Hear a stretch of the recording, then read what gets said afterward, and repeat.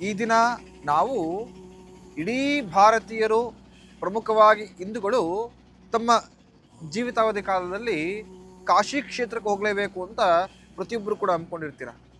ಭವಿಷ್ಯ ದರ್ಶನ ತಂಡದೊಂದಿಗೆ ಈ ದಿನ ಕಾಶಿಲಿದ್ದೇವೆ. ಕಾಶಿ ಅಂದ್ರೇ ವಿಶೇಷ. ಕಾಶಿಲಿ ಓಡಾಡಿ ಪ್ರತಿಯೊಂದು ಗಲ್ಲಿಯಲ್ಲೂ ಕೂಡ ಮಿನಿಮಮ್ ಅಂದಾಜು ಒಂದು 5ರಿಂದ 6 ದೇವಸ್ಥಾನಗಳಿದೆ. ಏನಾರ ಯೋಚನೆ ಮಾಡಿದ್ದೀರಾ ಕಾಶಿಲಿ ಒಟ್ಟು ಎಷ್ಟು ದೇವಸ್ಥಾನಗಳಿದೆ ಅಂತ ಹೇಳಿದ್ರಿ? ನನಗೂ ಕೂಡ ಗಾಬರಿ ಆಯಿತು. ಕಾಶಿಯಲ್ಲಿ ಸರಿಸುಮಾರು 20,000 ದೇವಸ್ಥಾನಗಳಿದೆ. ವಿಶ್ವದಲ್ಲೇ ಅತಿ ಪುರಾತನವಾದ ನಗರ ಅಂತ ಕೂಡ ಕಾಶಿಯನ್ನು ಕರೀತದೆ. ಜ್ಯೋತಿಷ್ಯ ದೃಷ್ಟಿಯಿಂದ ಕಾಶಿಯನ್ನು ನೋಡಿದ್ರೆ ಖಂಡಿತವಾಗಿಯೂ ಒಂದು ಶಕ್ತಿ ಕೇಂದ್ರವಿರತಕ್ಕಂಥ ಸ್ಥಳವಿದು, ಹಾಗೂ ಮುಕ್ತಿ ಪಡೆಯತಕ್ಕಂಥ ಸ್ಥಳವಿದು.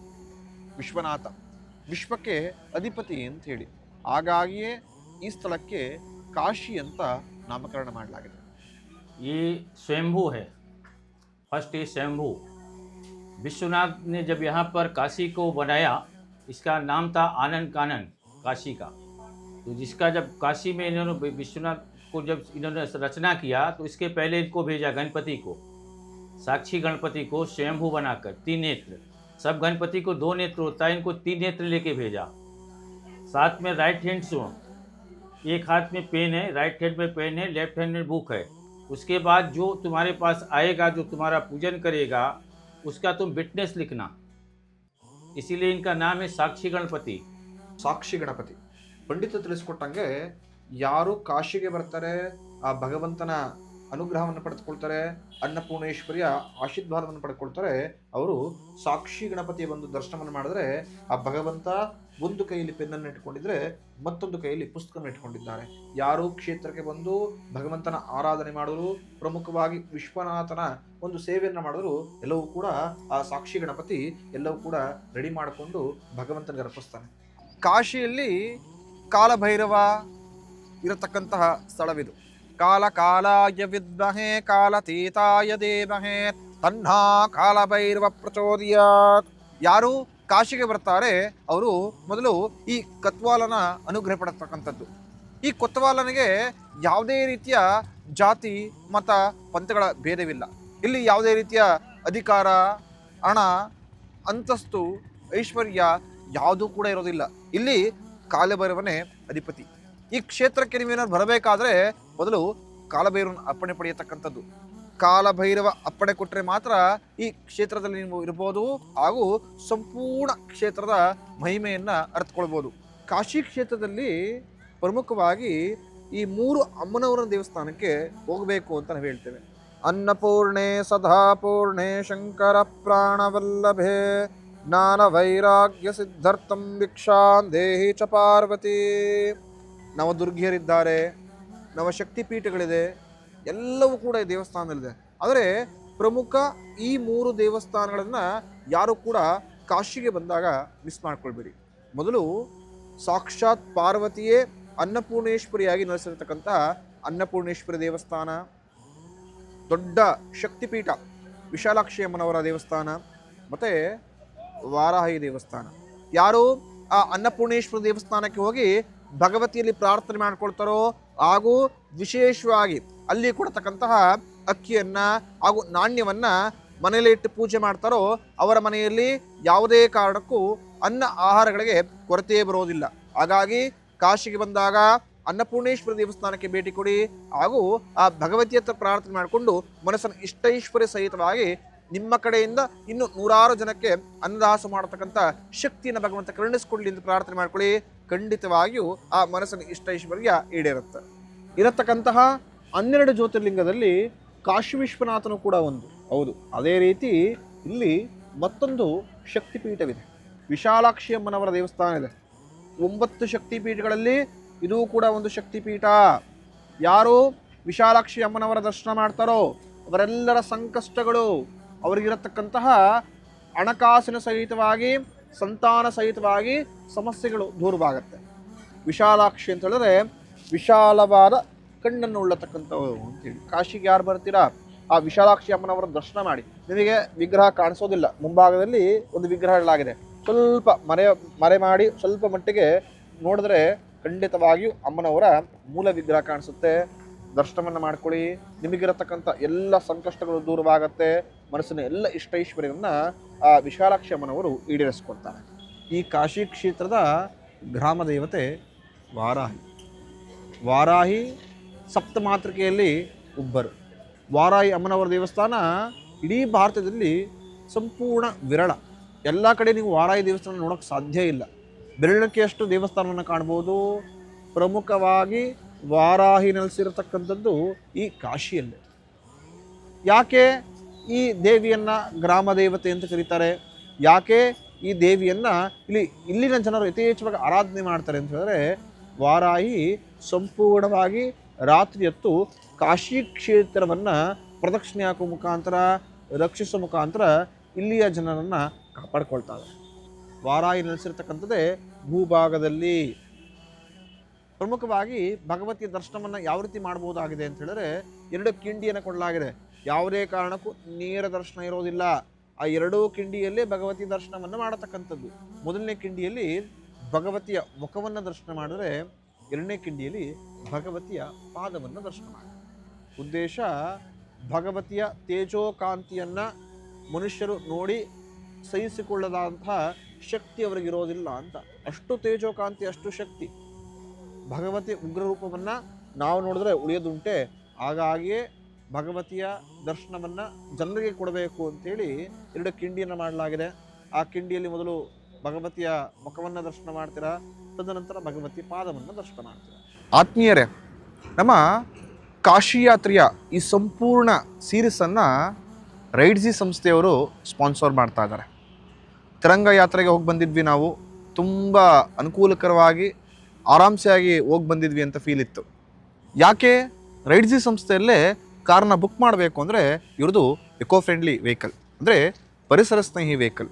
ಯಾವುದೇ ಕಾರಣಕ್ಕೂ ಪೆಟ್ರೋಲ್ ಡೀಸೆಲ್ಸ್ ವೆಹಿಕಲ್ಗಳನ್ನ ಬಳಸೋದಿಲ್ಲ. ತುಂಬ ಆರಾಮ್ಸೆಯಾಗಿ ಹಾಗೂ ಪರಿಸರ ಸ್ನೇಹಿಯಾಗಿ ನಿಮ್ಮ ಸಂಪೂರ್ಣ ಪ್ರವಾಸವನ್ನು ಇವರು ಮಾಡಿಕೊಡ್ತಾರೆ. ನಿಮ್ಮ ಎಲ್ಲ ಬುಕ್ಕಿಂಗ್ಗಳಿಗೂ ರೈಡ್ಸಿ ಸಂಸ್ಥೆಯನ್ನು ಉಪಯೋಗಿಸ್ಕೊಳ್ಳಿ. ಖಂಡಿತ ನೀವು ಕೂಡ ಪರಿಸರಕ್ಕೆ ಉತ್ತಮ ಸಹಾಯವನ್ನು ಮಾಡ್ತೀರಾ ಹಾಗೂ ನಿಮ್ಮ ಸಂಪೂರ್ಣ ಪ್ರವಾಸ ಸುಂದರವಾಗಿರುತ್ತೆ. ಮಣಿಕರ್ಣಿಕಾ ಒಂದು ಸ್ಥಳವಲ್ಲ, ಬದಲಾಗಿ ಹಿಂದೂ ಧರ್ಮದ ಅತ್ಯಂತ ಪವಿತ್ರವಾದ ಹಾಗೂ ನಿಗೂಢತೆಯಿಂದ ಕೂಡಿರತಕ್ಕಂಥ ಪುಣ್ಯ ಸ್ಥಳ. ಮಣಿಕರ್ಣಿಕದ ಸ್ಥಳ ಪುರಾಣವನ್ನು ನೋಡಬೇಕಾದ್ರೆ, ಸತಿದೇವಿ ತನ್ನ ಪತಿಗೆ ಆದ ಅವಮಾನವನ್ನು ಸಹಿಸಲಾರದೆ ಅಗ್ನಿಗೆ, ಅಂದರೆ ಯಜ್ಞಕುಂಡಕ್ಕೆ ತನ್ನ ದೇಹವನ್ನು ಅರ್ಪಿಸ್ಬಿಡ್ತಾನೆ. ಅದೇ ಸಮಯಕ್ಕೆ ಮಹಾಶಿವ ಬಹಳ ಕೋಪಗೊಂಡನಾಗಿ ಆ ಅಗ್ನಿಕುಂಡದಿಂದ ಸತಿಯ ದೇಹವನ್ನು ತೆಗೆದುಕೊಂಡು ರುದ್ರ ನರ್ತವನ್ನು ಮಾಡ್ತಾನೆ.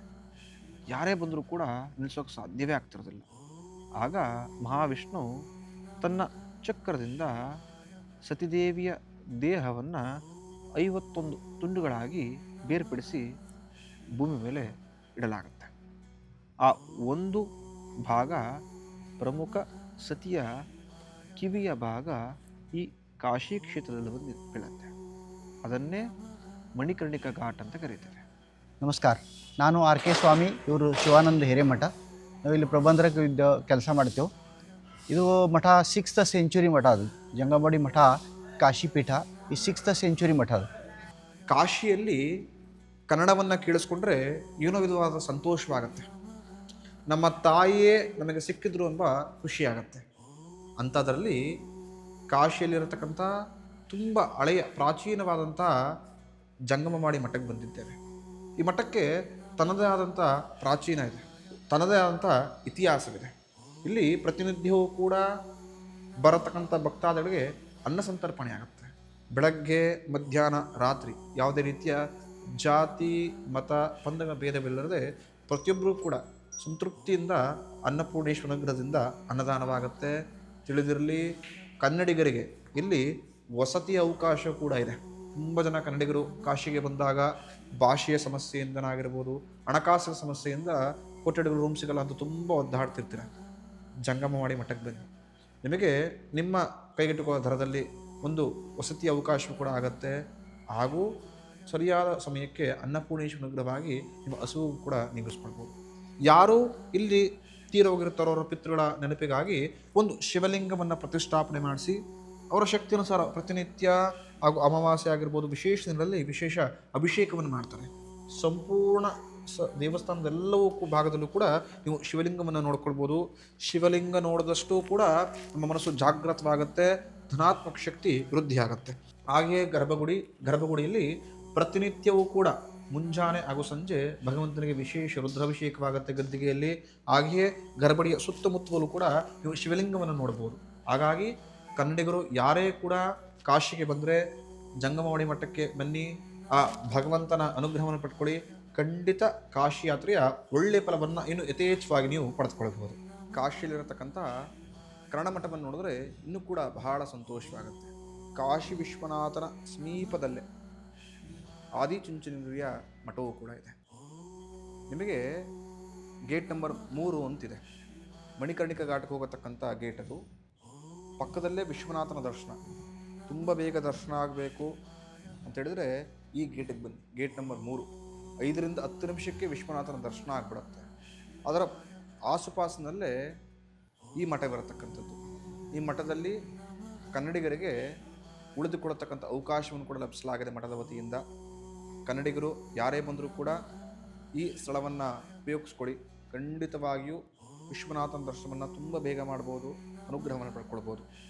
ಆದಿಚುಂಚನಗಿರಿ ಮಹಾಸಂಸ್ಥಾನ ಮಠ ಶಿಕ್ಷಣ, ಆರೋಗ್ಯ ಹಾಗೂ ವಿದ್ಯಾ ಕ್ಷೇತ್ರದಲ್ಲಿ ತನ್ನದೇ ಆದಂತಹ ಸೇವೆಯನ್ನು ಮಾಡ್ತಾ ಬರ್ತಾರೆ. ಆ ಸೇವೆಯನ್ನು 2009ರಿಂದ ಈ ಕ್ಷೇತ್ರದಲ್ಲಿ ಸ್ವಾಮೀಜಿಯವರ ಹುಟ್ಟಿದಬ್ಬರ ಪ್ರಯುಕ್ತವಾಗಿ ಶಾಖಾ ಮಠವನ್ನು ಪ್ರಾರಂಭಿಸಿ ಅಂದಿನಿಂದ ಇಲ್ಲಿಯವರೆಗೂ ಕೂಡ ಬರತಕ್ಕಂಥ ಯಾತ್ರಾದಿಗಳಿಗೆ ವಸತಿ ವ್ಯವಸ್ಥೆಯನ್ನು ಮಾಡಿಕೊಡ್ತಾ ಇದೆ. ತುಂಬ ಸಂತೋಷವಾಗುತ್ತೆ. ಬರತಕ್ಕಂಥ ಯಾತ್ರಾದಿಗಳು ಈ ಸದುಪಯೋಗವನ್ನು ಪಡಿಸ್ಕೊಳ್ಳಿ. ಕಾಶಿ ವಿಶ್ವನಾಥನ ಹತ್ತಿರದಲ್ಲೇ ನೀವು ಕೂಡ ವಾಸವನ್ನು ಮಾಡಬಹುದು. ಕಾಶಿ ನೆಲೆಸಿರತಕ್ಕಂಥದ್ದು ಭೂಮಿ ಮೇಲಲ್ಲ, ಬದಲಾಗಿ ಕಾಶಿ ಇರತಕ್ಕಂಥದ್ದು ಶಿವನ ಆಯುಧವಾದಂಥ ತ್ರಿಶೂಲದ ಮೇಲೆ. ಆ ತ್ರಿಶೂಲದಲ್ಲಿ 3 ಭಾಗವಾಗಿ ನೋಡ್ತೇವೆ. ಮೊದಲನೇದಲ್ಲಿ ನಾವು ಓಂಕಾರೇಶ್ವರನ್ನ ಕಾಣ್ಬೋದು, 2ನೇ ಭಾಗ ಕಾಶಿ ವಿಶ್ವನಾಥ, 3ನೇದು ಕೇದಾರೇಶ್ವರ. ಯಾರು ಕಾಶಿಗೆ ಬರ್ತಾರೋ ಅವರು ಈ 3 ಲಿಂಗವನ್ನು ದರ್ಶನ ಮಾಡಬೇಕು. ಆಗಲೇ ನಮಗೆ ಯಾತ್ರೆಯ ಸಂಪೂರ್ಣ ಫಲ ಲಭಿಸತಕ್ಕಂಥದ್ದು. ಕಾಶಿಗೆ ಬಂದಾಗ ವಿಶ್ವನಾಥನ ದರ್ಶನ ಮಾಡ್ತೇವೆ. ಎಲ್ಲ ರೀತಿಯ ಕರ್ಮಗಳು ಕಳೆದು ಭಗವಂತ ಮುಕ್ತಿನ ಕರುಣಿಸ್ಕೊಡ್ಲಿ ಅಂತ. ಆದರೆ ಅಲ್ಲಿರತಕ್ಕಂಥದ್ದು ದೇಹ ಮಾತ್ರ. ಆ ಕಾಶಿ ವಿಶ್ವನಾಥನ ಆತ್ಮ ಇರತಕ್ಕಂಥದ್ದು ಈ ಆತ್ಮವೀರೇಶ್ವರದಲ್ಲಿ. ಹಾಗಾಗಿ ಯಾರು ಕಾಶಿಗೆ ಬರ್ತಾರೋ ಈ ಸನ್ನಿಧಾನಕ್ಕೆ ಬಂದು ಭಗವಂತನಿಗೆ ನಿಮ್ಮ ಕೈಯಿಂದ ಕ್ಷೀರಾಭಿಷೇಕ ಅಥವಾ ಜಲಾಭಿಷೇಕವನ್ನು ಮಾಡಿ ಆ ವಿಗ್ರಹವನ್ನು ಸ್ಪರ್ಶವನ್ನು ಮಾಡಿ 8 ನಮಸ್ಕಾರ ಮಾಡಿ ಭಗವಂತನಿಗೆ ಯಾರು ಪ್ರದಕ್ಷಿಣೆ ಆಗ್ತಾರೋ ಆ ಭಗವಂತನಿಗೆ 800 ನಮಸ್ಕಾರ ಹಾಕತಕ್ಕಂಥ ಫಲ ಸಿಗತಕ್ಕಂಥದ್ದು, ಹಾಗೂ ಕೂಡ ಮುಕ್ತಿ ಕೂಡ ಲಭಿಸುತ್ತೆ. ಯಾರು ಕಾಶಿ ಕ್ಷೇತ್ರಕ್ಕೆ ಬರ್ತಿರೋ ಚಂದ್ರಕುಂಡಕ್ಕೂ ಬಂದು ಕೂಡ ಚಂದ್ರನೇ ಪ್ರತಿಷ್ಠಾಪನೆ ಮಾಡಿರ್ತಕ್ಕಂಥ ಶಿವಲಿಂಗವನ್ನು ದರ್ಶನ ಮಾಡಿ, ಹಾಗೂ ಆ ಬಾವಿಯಲ್ಲಿ ತಮ್ಮ ಪ್ರತಿಬಿಂಬವನ್ನು ನೋಡಿಕೊಂಡು ವೃತ್ತಕಟಗಳನ್ನು ದೂರ ಮಾಡಿಕೊಳ್ಳಿ. ಆ ನೀರನ್ನು ಕುಳಿತುಕೊಂಡು ಇರತಕ್ಕಂಥ ಆರೋಗ್ಯ ಸಮಸ್ಯೆ ಮಾಡಿಕೊಂಡು ಈ ಸ್ಥಳದಲ್ಲಿ ಜಪವನ್ನು ಮಾಡೋ ಮುಖಾಂತರ ಎಲ್ಲ ರೀತಿಯ ಧನಾತ್ಮಕ ಶಕ್ತಿಗಳನ್ನು ವೃದ್ಧಿ ಮಾಡ್ಕೊಳ್ಳಿ. ಪ್ರಮುಖವಾಗಿ ಉತ್ತರ ಭಾರತದ ಪ್ರಯಾಗ್ರಾಜಲ್ಲಿರತಕ್ಕಂತಹ ತ್ರಿವೇಣಿ ಸಂಗಮದಲ್ಲಿ ಯಾರು ಮಾಘ ಮಾಸದ ಸ್ನಾನ ಮಾಡ್ತಾರೋ ಅವರಿಗೆ ಅಶ್ವಮೇಧ ಯಾಗ ಮಾಡಿರ್ತಕ್ಕಂಥ ಫಲ ಲಭಿಸುತ್ತೆ ಅಂತ ಶಾಸ್ತ್ರ ಉಲ್ಲೇಖಿಸಲಾಗಿದೆ. ಅಂದರೆ ಒಂದು ಸ್ಥಾನ ನಿಮಗೆ ದೊಡ್ಡ ಯಾಗದ ಫಲವನ್ನು ತಂದು ಕೊಡತಕ್ಕಂಥದ್ದು. ಈ ಪ್ರಯಾಗ್ರಾಜಲ್ಲಿರತಕ್ಕಂಥ 3 ಸಂಗಮ, ಪ್ರಮುಖವಾಗಿ ಗಂಗೆ, ಯಮುನೆ, ಸರಸ್ವತಿ, ಈ 3 ನದಿಗಳು ಒಂದು ಕಡೆ ಜೋಡಣೆ ಆಗತಕ್ಕಂತಹ ಈ ನದಿಯಲ್ಲಿ ಧನಾತ್ಮಕ ಶಕ್ತಿ ವೃದ್ಧಿಯಾಗಿ ಯಾರು ಈ ನದಿಯಲ್ಲಿ ಸ್ನಾನವನ್ನು ಮಾಡ್ತಾರೋ ಅವರೆಲ್ಲರ ಕರ್ಮಗಳು ದೂರವಾಗಿ ಮನಸ್ಸಿನ ಇಷ್ಟೈಶ್ವರ್ಯಗಳು ಈಡೇರುತ್ತೆ ಅಂತೇಳಿ ಉಲ್ಲೇಖಿಸಲಾಗಿದೆ. ಜೀವಿತಾವಧಿಯಲ್ಲಿ ಕಾಶಿಗೆ ಬನ್ನಿ, ಆ ವಿಶ್ವನಾಥನ ದರ್ಶನವನ್ನು ಮಾಡಿಕೊಂಡು ಶಕ್ತಿಯನುಸಾರವಾಗಿ ಸೇವೆಯನ್ನು ಮಾಡಿ. ಖಂಡಿತ ಗಂಗೆ ನಿಮ್ಮಲ್ಲಿರತಕ್ಕಂಥ ಕರ್ಮವನ್ನು ಕಡಿತಾಳೆ. ಹಾಗೂ ಯಾವ ಉದ್ದೇಶಕ್ಕೆ ಯಾತ್ರೆ ಮಾಡ್ತಿದ್ದೀರಾ ಉದ್ದೇಶವನ್ನು ಈಡೇರಿಸಿಕೊಳ್ಳೋ ಮುಖಾಂತರ ಅಂತ್ಯಕಾಲದಲ್ಲಿ ಮುಕ್ತಿ ಲೋಕ ಪ್ರಾಪ್ತವಾಗುತ್ತೆ. ಆ ಮಹಾಭಗವಂತ ಪ್ರತಿಯೊಬ್ಬರ ಇಷ್ಟಾರ್ಥ ಸಹಿತವಾಗಿ ಉತ್ತಮ ಮುಕ್ತಿ ಲೋಕವನ್ನು ಭವಿಷ್ಯದಲ್ಲಿ ಕರುಣಿಸ್ಕೊಡ್ಲಿ ಅಂತ ಪ್ರಾರ್ಥಿಸ್ತೇನೆ. ಶುಭಮಸ್ತು.